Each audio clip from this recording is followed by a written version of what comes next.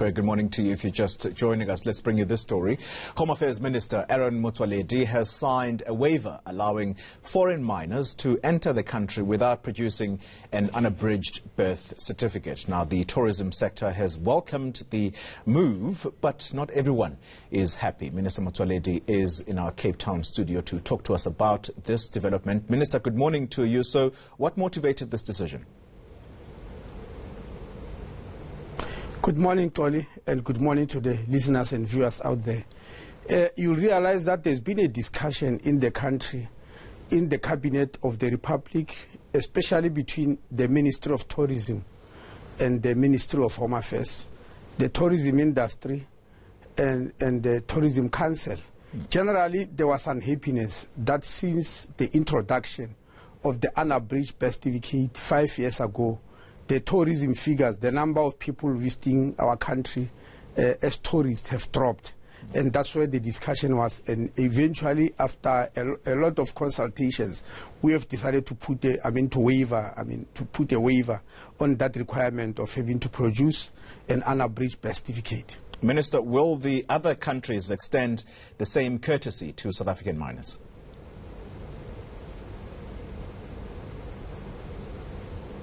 I'm not sure what you mean, because every country take decision based on three things. When you talk about issues like visas, entry, and all that, you take three things into consideration. Firstly, you take the security of your own country into consideration. But secondly, you look at the developmental needs and the developmental trajectory at that present moment in your country. And thirdly, you look at the stability and safety of citizens in your country.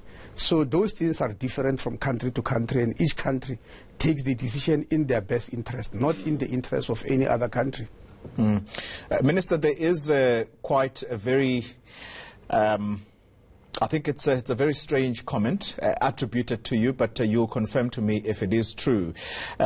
Is it true that when you were asked about this particular question, you said that you did not want to trouble international tourists when traveling into the country, and therefore you decided on this decision? I did not want to what? You did not want to, quote-unquote, trouble international tourists. Trouble? Yes. No. I don't remember that, but what we mean here is, what we are talking about here is that there's been complaints, they've been put on the table by the Ministry of Tourism in the Republic of South Africa, by the Tourism Council in the Republic, by the tourism industry, that the figures of tourism has fallen because of this requirement. And you are aware, one of the pillars of President Ramaphosa's government is job creation, and we know that tourism is one of the, is one of the job creators in any country. So it's not an issue of troubling or not; it's an issue of boosting tourism in the interest of the economy of your own country. Well, Minister, this is good news, of course, for South Africa's tourism industry, and that is not in dispute. The trouble here is that there are those who are crying that this is discriminatory against South African children who are still expected to present unabridged birth certificates when they're traveling to other countries. For example, if you are a single parent and you are a South African, there are these onerous requirements that both parents must be present. Now, what happens if you're a single parent? Pauli, I think you did well by raising this issue, because many people confuse it and they use the two issues interchangeably. These are two different issues. Firstly, you have got a situation where we require an unabridged birth certificate for visitors who come to South Africa. That's one issue, and we've set it aside. That's the one where we put a waiver. The second one is that when you visit as a South African, you want to get out of the country with a minor child, all we want is consent from the other parent. I don't know where this issue of unabridged birth certificate comes from, because it's an issue of consent. Has the other person given consent?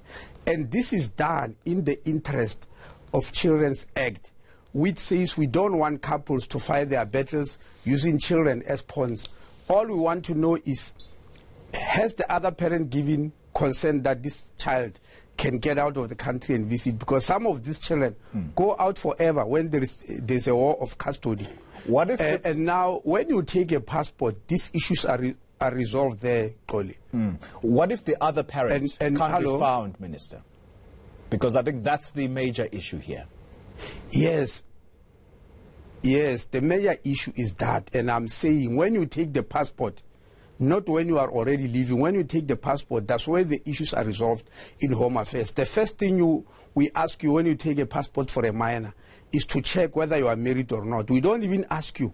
We check the population register. It will show whether you are married or not. And when you are, then we'll like to look for the other partner during the passport processing process. If you say you are not married, then we want to check, because you are single, where is the other parent, what are they doing? If the other parent has availed themselves, for instance, when the child take the birth certificate and has even put their name there as the father, and they are involved in the life of the child, then we'll like their consent. But if they are absent, if they just, impregnated the woman and disappeared, why should we travel that woman with a person who is not available in the life of the child? So all those issues are resolved, and they are very easy to resolve when you are applying for a passport for the minor. All right. Minister of Home Affairs, Aaron Motsoaledi, thank you very much for your time. Let's remind you of